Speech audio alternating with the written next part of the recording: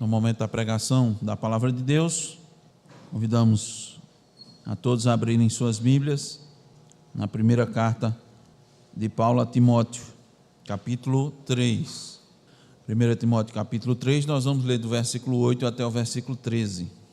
Diz a suficiente palavra de Deus: semelhantemente, quanto a diáconos, é necessário que sejam respeitáveis, de uma só palavra, não inclinados a muito vinho, não cobiçosos de sórdida ganância, conservando o mistério da fé com a consciência limpa. Também sejam estes primeiramente experimentados, e se mostrarem irrepreensíveis, exerçam o diaconato. Da mesma sorte, quanto a mulheres, é necessário que sejam elas respeitáveis, não maldizentes, temperantes e fiéis em tudo. O diácono seja marido de uma só mulher e governe bem seus filhos e a própria casa. Pois os que desempenharem bem o diaconato alcançam para si mesmos justa preeminência e muita intrepidez na fé em Cristo Jesus. Amém. Oremos.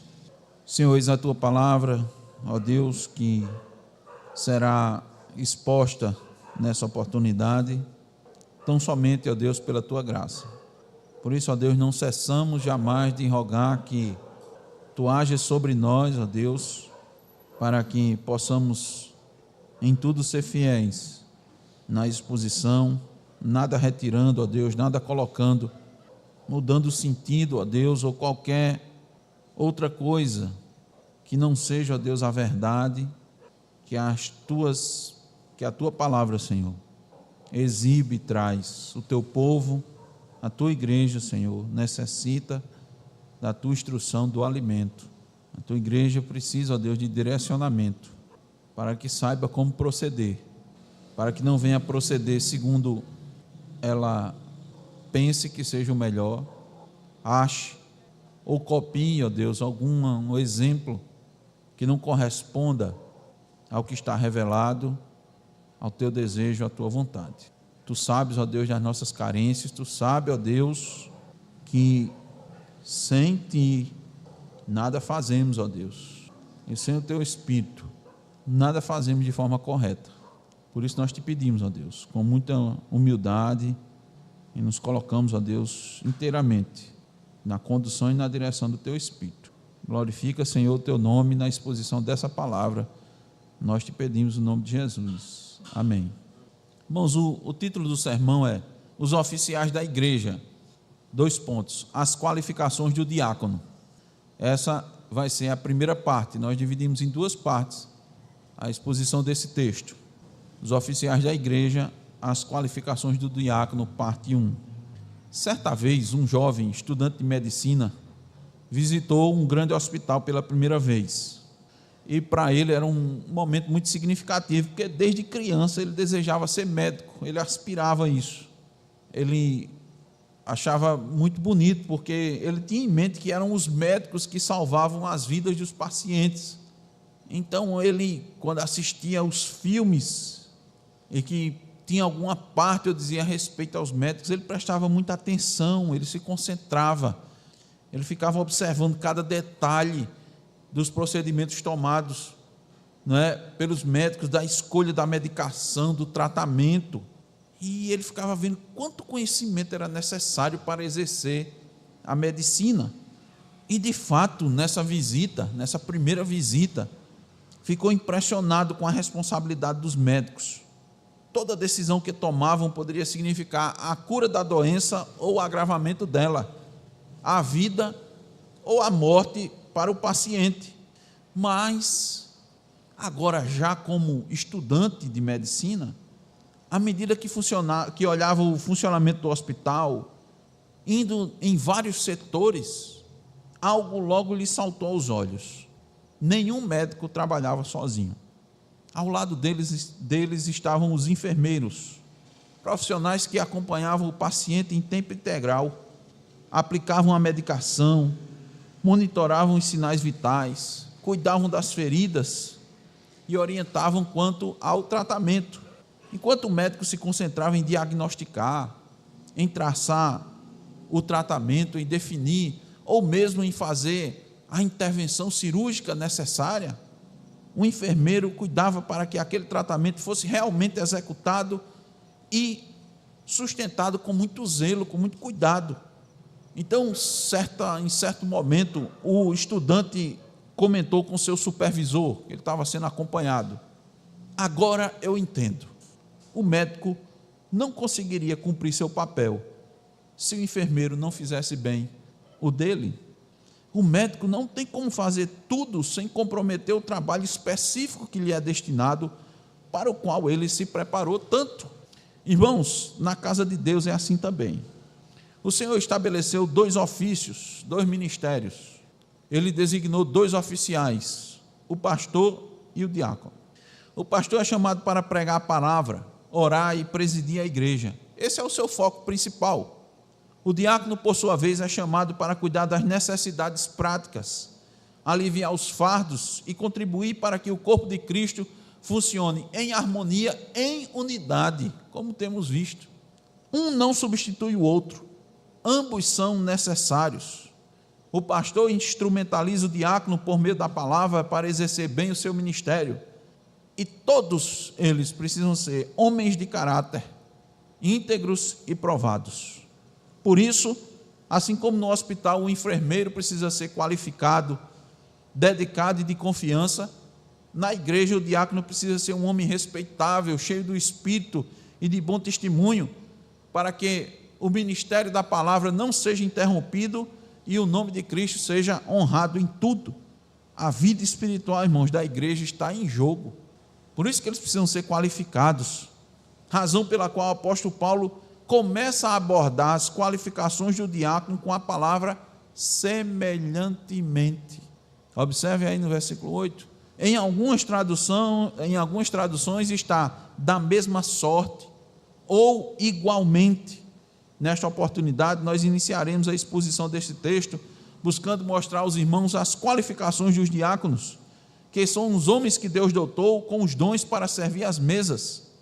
Então, os irmãos veem que Deus instituiu 2 ofícios para a igreja, 2 ministérios. O ministério da palavra, para os bispos, ou pastores, ou presbíteros, ou anciãos, e o ministério das mesas para os diáconos. A palavra diáconos no original quer dizer servo. São os que cooperam com aqueles que se dedicam à oração e à pregação. Então veja, se os diáconos são chamados a servir à mesa, eles não podem trazer manchas para a mesa do Senhor. Por isso Paulo começa mostrando que o diácono deve ser um homem respeitável. Essa é a primeira qualificação do diácono, ser respeitável. Veja o versículo 8, mais uma vez. Semelhantemente, quanto a diáconos, é necessário que sejam respeitáveis. Meus irmãos, observe essa questão muito importante. Para distribuir cestas básicas na igreja, que é um trabalho de caráter administrativo, é necessário ser cheio do Espírito. E isso já nos mostra que essa obra não é de pouco valor para Deus. Por quê? Para que isso acontecesse, o próprio Cristo dotou homens com esses dons. Com relação ao serviço diaconal, o pastor John Gill afirma: cuidar dos assuntos seculares da igreja e particularmente servir mesas, fornecer pão e vinho para a mesa do Senhor para atendê-la, distribuir os elementos ao povo, fazer os pagamentos das despesas da casa de oração, cuidar da mesa do ministro para que ele seja provido de forma confortável e levar os membros ao seu dever a esse respeito, cuidar da mesa dos pobres, distribuir o que a igreja recebe para eles com simplicidade e alegria. Auxiliados pelo pastor, os diáconos devem ficar atentos na caminhada dos membros, na questão das diferenças entre eles, na visita aos doentes e pobres e no suporte às reuniões da igreja. Essas, irmãos, são algumas das atribuições do serviço diaconal listadas pelo pastor John Gill. E isso não é de agora.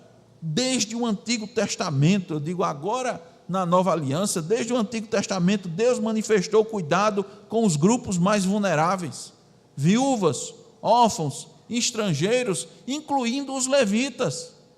porque Cristo tem preocupação com seus filhos, de modo que Ele vai prover à igreja aqueles que têm preste bem atenção, percepção do cuidado amplo. Cuidado amplo não é o cuidado com um grupo apenas. Não é o cuidado, não é alguém que só observa a necessidade das viúvas, que só observa a necessidade dos pobres, do estrangeiro, do levita. Não é uma pessoa que tem assim um cuidado especial só com alguém, só com uma família. Não. É a visão da necessidade do corpo de Cristo. Irmãos, era tal, olha só, que Deus, olha como é que Deus agia. Deus, até nas festas da antiga aliança, do Pentecoste, na festa do Pentecoste, que era chamada também festa das semanas, na festa dos tabernáculos, nos momentos de fartura, preste atenção, olha o que é que Deus disse ao povo: alegrar-te-ás perante o Senhor teu Deus, tu, teu filho, tua filha, o teu servo, a tua serva. Todo mundo da tua casa, né? Todo mundo vai se alegrar. Agora veja só, o levita que está dentro das tuas portas, o estrangeiro, o órfão e a viúva que vivem no meio de ti. No lugar que o Senhor teu Deus escolher para fazer a habitar ali o seu nome, todos devem se alegrar perante o Senhor. Todos, ninguém fica de fora. É uma visão ampla. Deus disse: você tem que compartilhar para realizar esta tarefa tão necessária e digna. Assim como os pastores, os diáconos precisam ter fé e serem cheios do Espírito, devem ser homens respeitáveis. Respeitáveis. No original, a palavra respeitável também pode ser traduzida como uma pessoa de caráter honrado. No seu falar, no seu comportamento, nas suas vestimentas, ele goza de boa reputação entre as pessoas que o conhecem. É alguém que a igreja convive, que a igreja conhece bem, que a igreja confia. Entre os primeiros 7 diáconos, irmãos, escolhidos pela igreja primitiva, Estevão se destacou por suas qualificações espirituais. Lucas o descreve como homem cheio de fé e do Espírito Santo. Atos 6:5. Mais adiante, no versículo 8, ele diz: homem cheio de graça e de poder. Então essas expressões mostram que Estevão não era apenas um homem de boa reputação social, mas um homem espiritualmente maduro, controlado e guiado pelo Espírito de Deus, e seu serviço não se limitava à assistência material. Ele também testemunhava com coragem e com sabedoria. Quando foi acusado injustamente e levado diante do sinédrio, a palavra de Deus diz que a sua face parecia a de um anjo. Está lá em Atos 6,15. Ele revelava serenidade e dignidade mesmo sob perseguição. No capítulo 7 de Atos, seu discurso firme e bíblico demonstra profundo conhecimento das Escrituras e um homem que era fiel à verdade, mesmo sabendo que isto lhe custaria a sua própria vida. Estevão morreu, irmãos, apedrejado, mas suas últimas palavras foram um eco do próprio Cristo. Ele disse no versículo 60 de Atos capítulo 7, Senhor, não lhes imputes este pecado.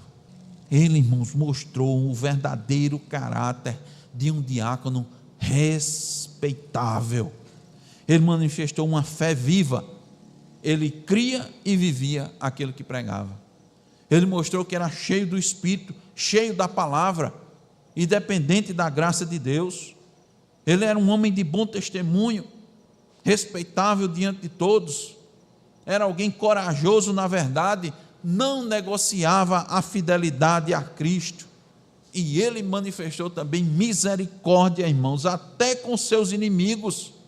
Estevão nos lembra que o serviço diaconal é nobre quando reflete o próprio caráter de Cristo, que serviu e deu a vida pelos outros. Por isso que a primeira qualificação do diácono, irmãos, é ser responsável, ser respeitável, ser uma pessoa honrada. A segunda qualificação, também no versículo 8, é um homem de uma só palavra. Versículo 8 mais uma vez, semelhantemente quanto a diáconos é necessário que sejam respeitáveis de uma só palavra. De uma só palavra, irmão, significa sem ambiguidade. Alguém de uma só palavra é alguém que mantém aquilo que ele disse para todos. Ele não diz uma coisa a um e outra coisa a outro. Uma pessoa de uma só palavra é uma pessoa de confiança, você pode confiar nele.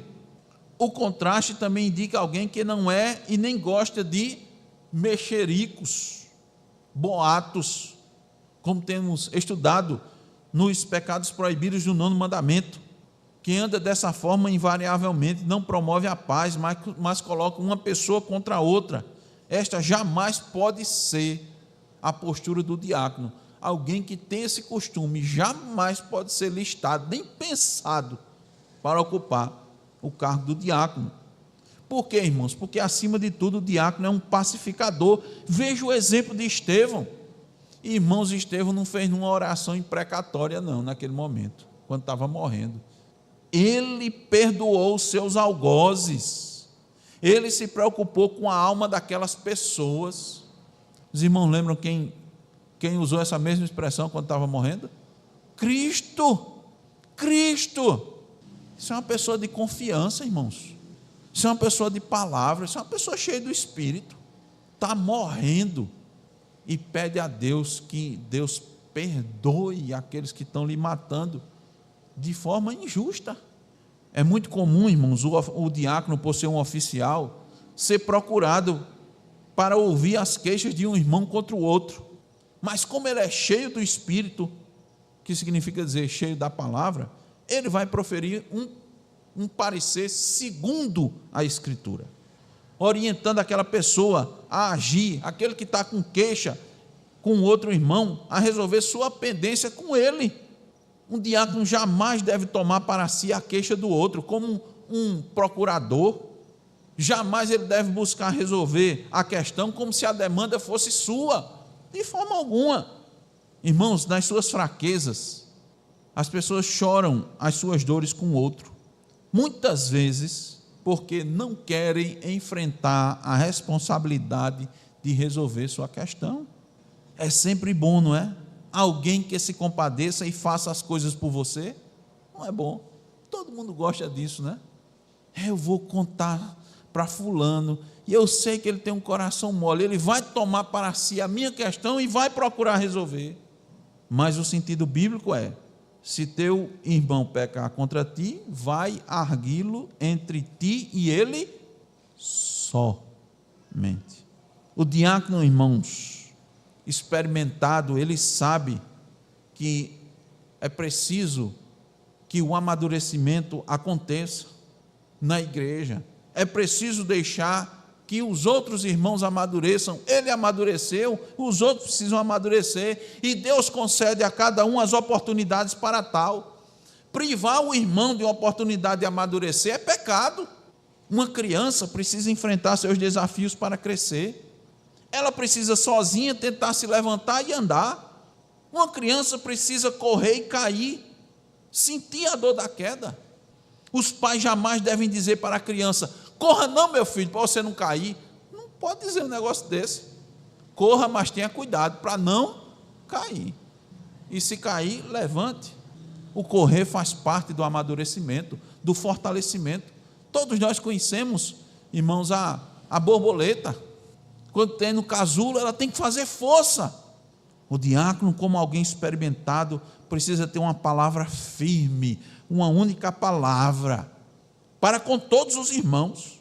Ele não pode querer agradar a uns com um tipo de palavra, às vezes mais amena, mais compreensiva, e ser mais austero com o outro, nas mesmas circunstâncias.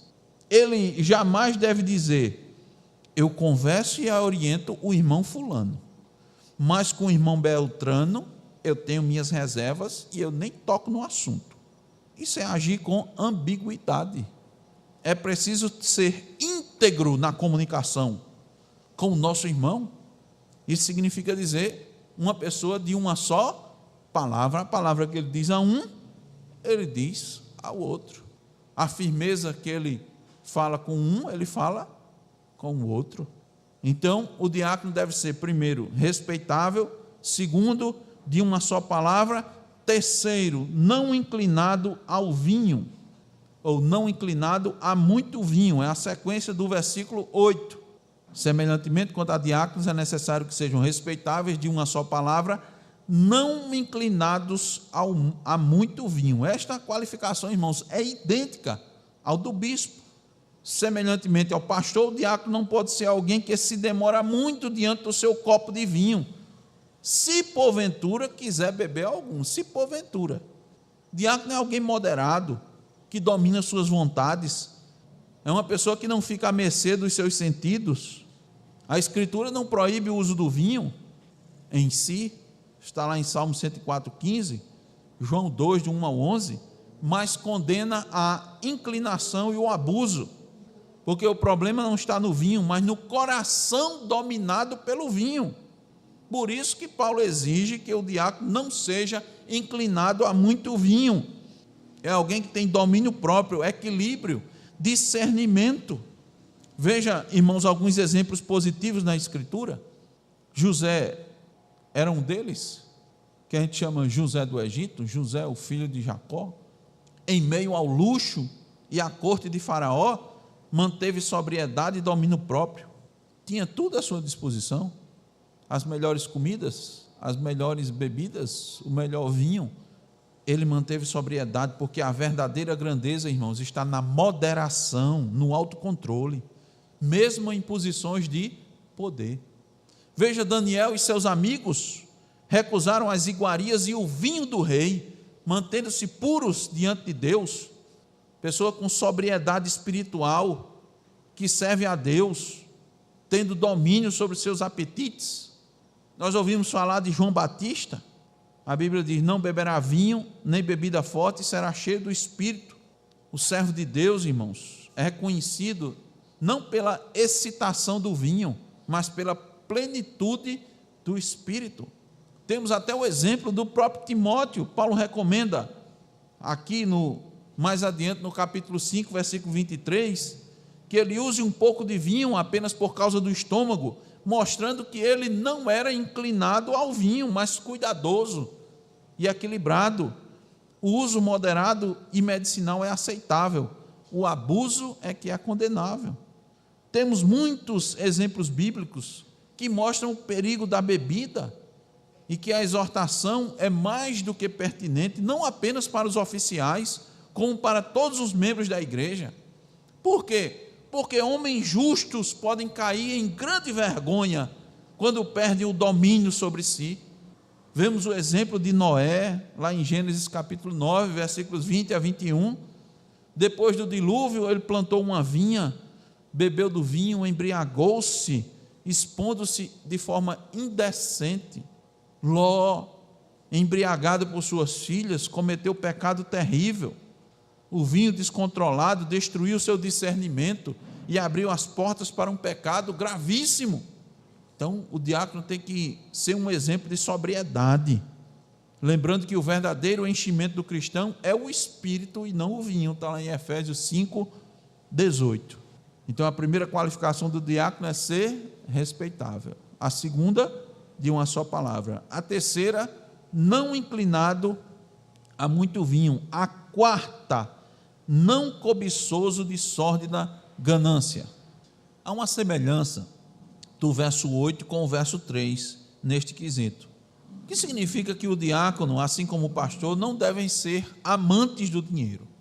Mas há uma diferença importante. Eu quero trazer para os irmãos. A palavra no versículo 3, dirigida aos pastores, é afilarguros, que quer dizer aquele que não ama o dinheiro, não avarento. Já no verso 8, a palavra no original é outra, e significa ansioso pelo lucro ilegítimo, ganancioso pelo dinheiro. Isso quer dizer, irmãos, que o diácono não pode ser alguém ávido por lucro a qualquer custo. O diácono não pode ser alguém que fica com o tema dinheiro, o assunto ganhar o dinheiro o tempo todo na cabeça. Em especial, alguém que transparece que está descontente com aquilo que tem e sempre buscando adquirir mais. Hendrickson o classifica como um homem de espírito mercenário, que se entrega totalmente à busca de riquezas. ele tem anseio em incrementar o seu patrimônio. Agora veja, sem se importar com os métodos.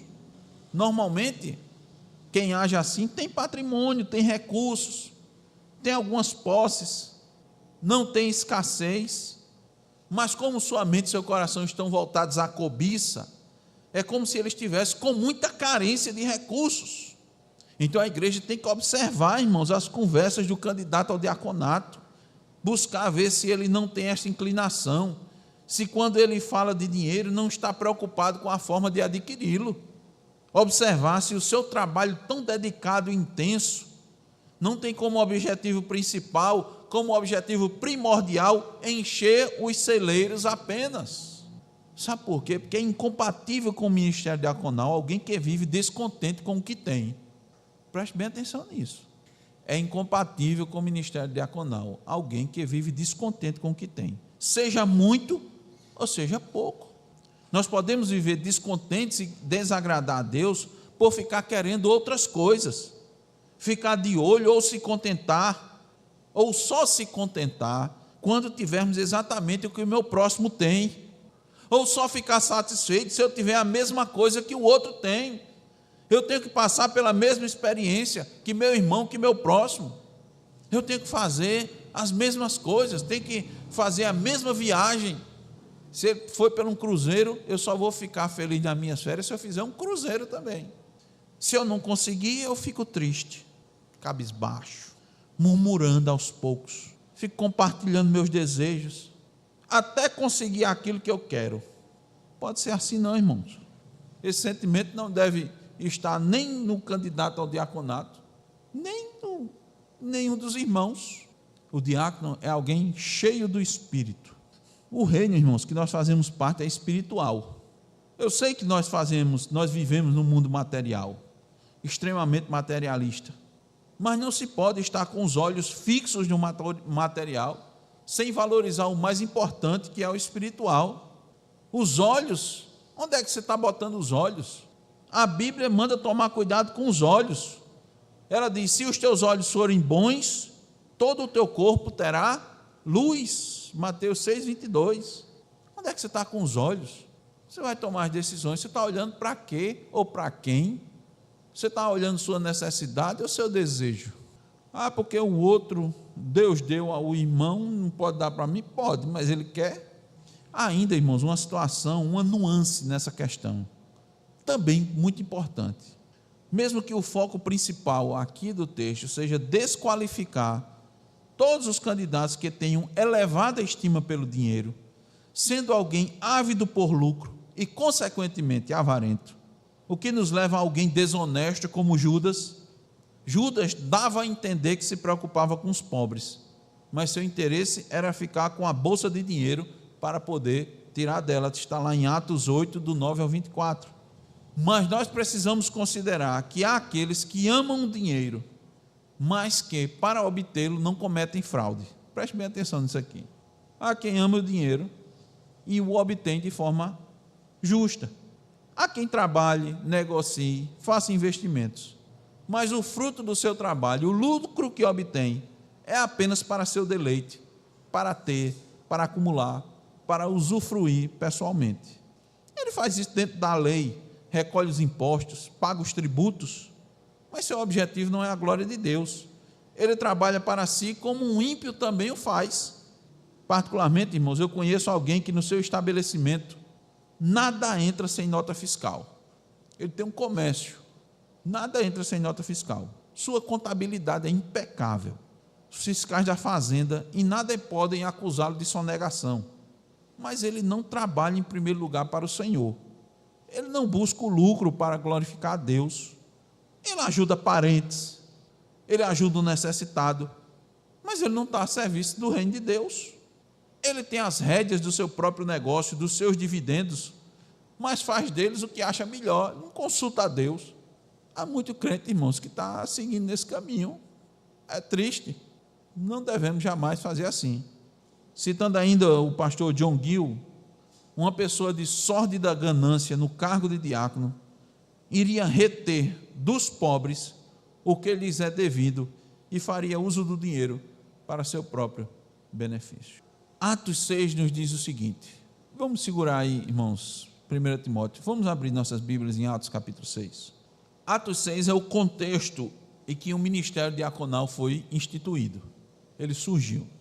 A partir do versículo 3, versículos 3 e 4 diz assim: mas irmãos, escolhei dentre vós 7 homens de boa reputação, cheios do Espírito e de sabedoria, aos quais encarregaremos deste serviço. E quanto a nós, nos consagraremos à oração e ao ministério da palavra. Foi essa a razão da instituição do diaconato.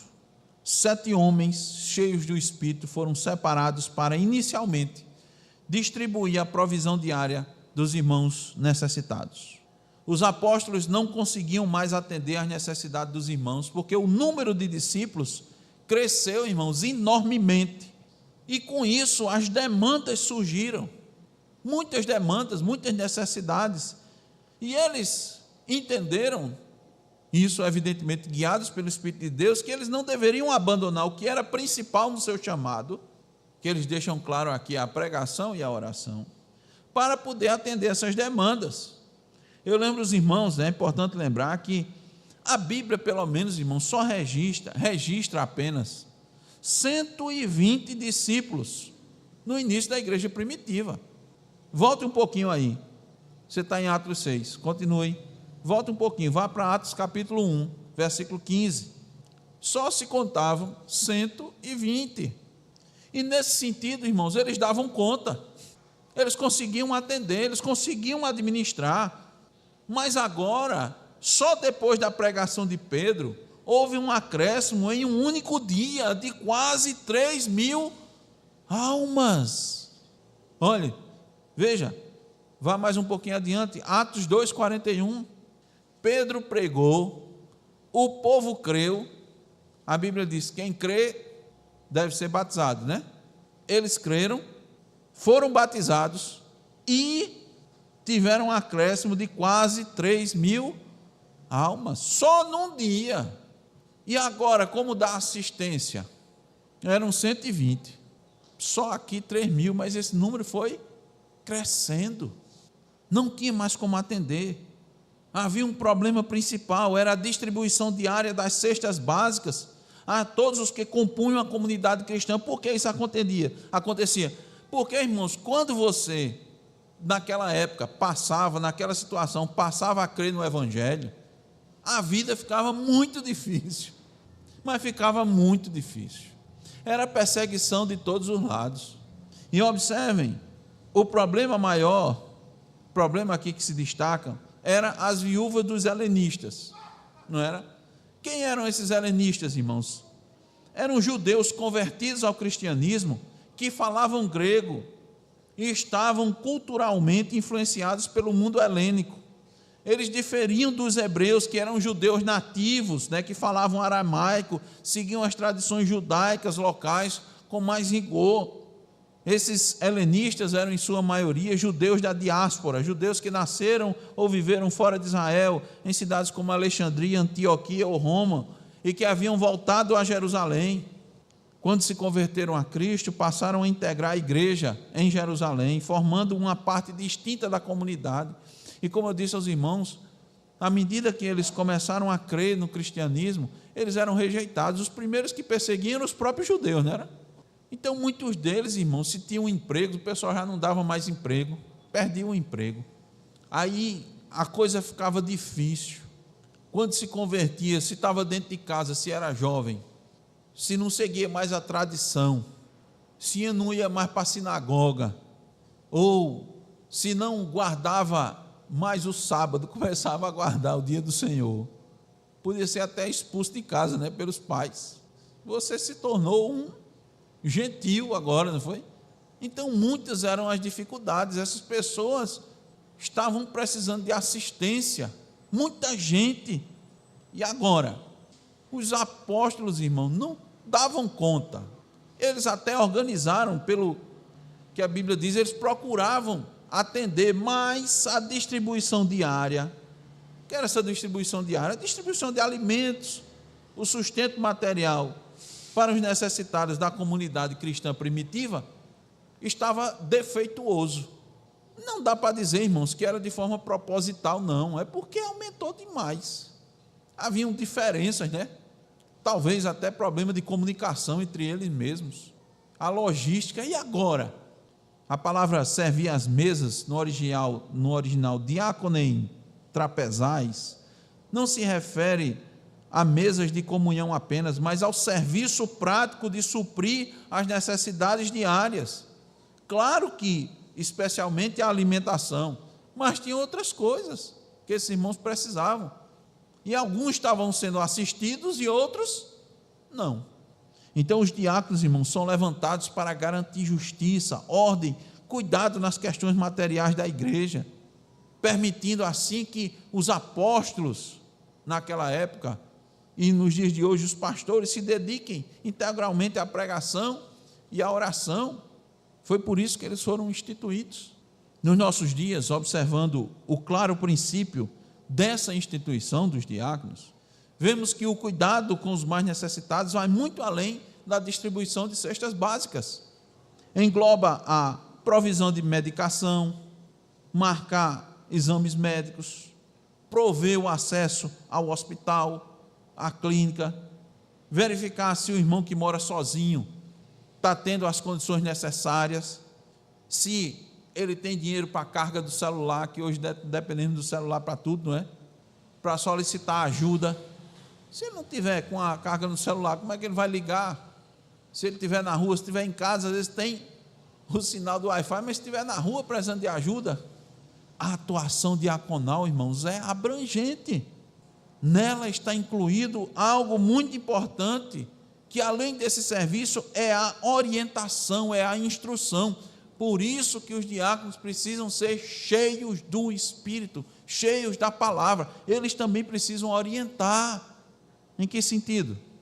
Eles identificam os irmãos que estão necessitando, precisando. Normalmente os mais pobres, mas todos que têm algum tipo de necessidade.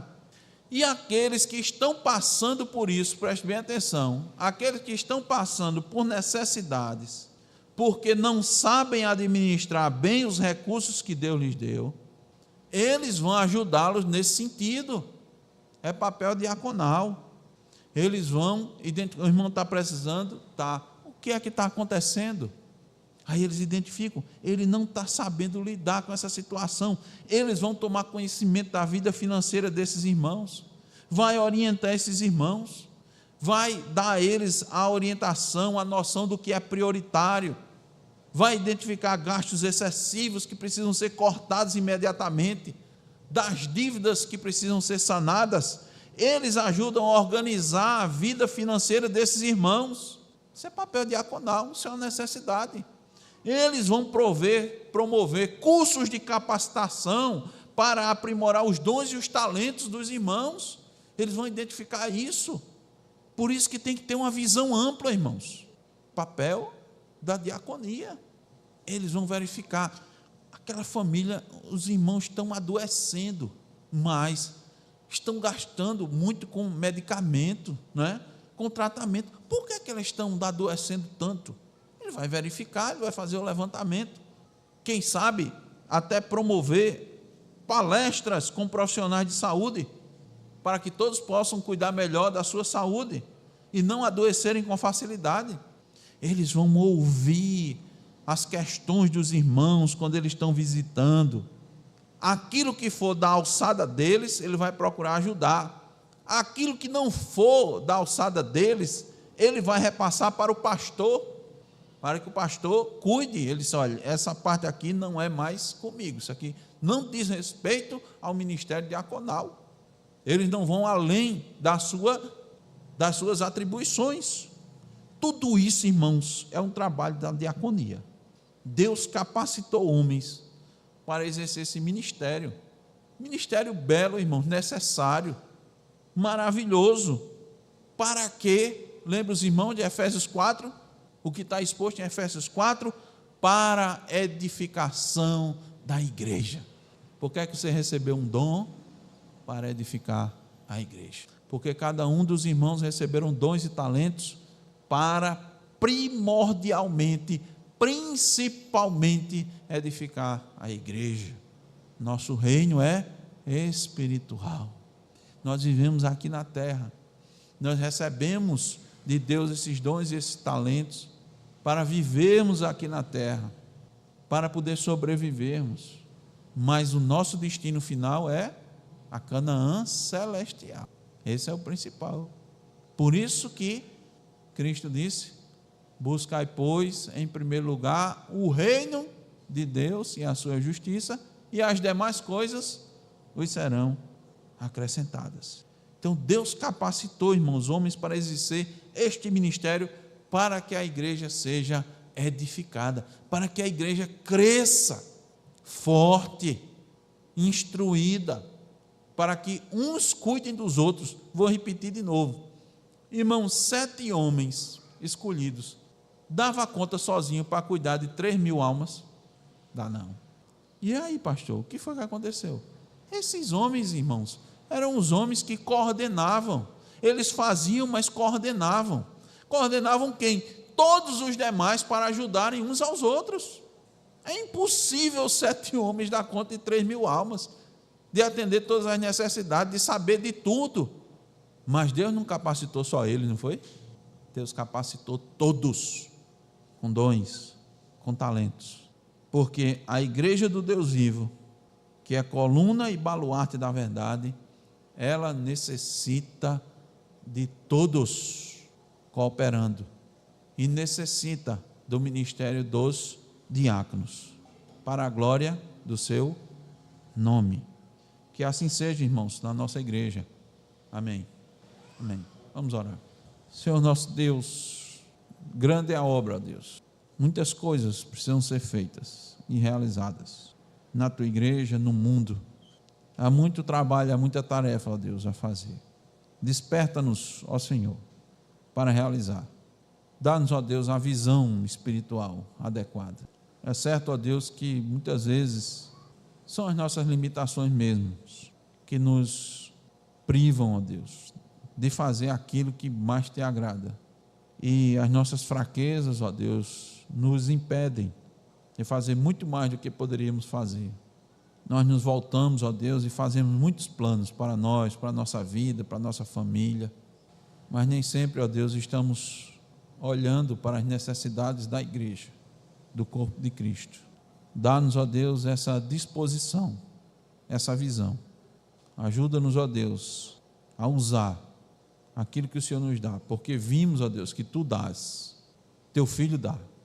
Ninguém pode dizer que não tem nada, que não recebeu nada. Dá que possamos, ó Deus, usar para a glória do teu nome somente. Nós te pedimos no nome de Jesus. Amém. Encerramos.